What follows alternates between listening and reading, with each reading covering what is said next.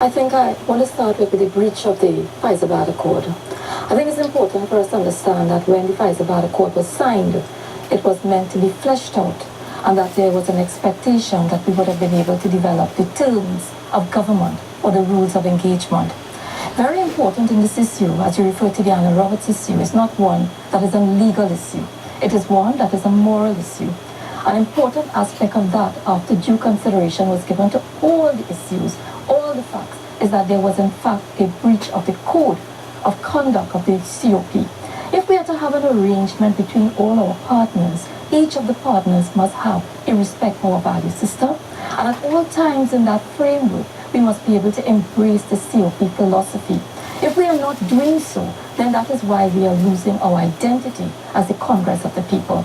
My view, as a political leader, this was a matter that should have been taken up by the political leader with the other political leaders and even the Prime Minister, and for them to understand and appreciate that we needed to ensure that the COP's philosophy was embraced, and therefore should have supported us in removing Mr Anil Roberts from the cabinet of Trinidad and Tobago. A follow-up question to you, Mr. Fyzabad, and this is to do with something that Mr. Ramadan said, that no decisions of the COP have been taken without consultation with the executive and the party, that the democracy is alive and well in the COP.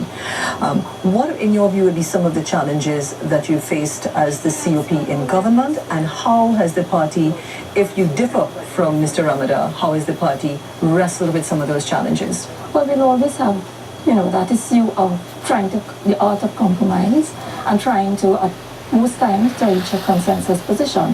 But there are times, I think, that the party has not exercised that democratic process. I feel sometimes that we probably needed to do more from the bottom up. The COP was always based on the bottom-up approach to governance through our community circles, our executives, and I think that's one of the reasons why the National Council feels sometimes not in an empowered position. I think that one of the issues is that we are supposed to be able to feed in to the policy positions of the government from the parties, and that is the kind of arrangement we needed in a coalition government. We need to understand more, to flesh out the politics of coalition, and we need to take this to the level of coalition governance. Thank you, Mrs. Fyzabad, and we're going to go straight into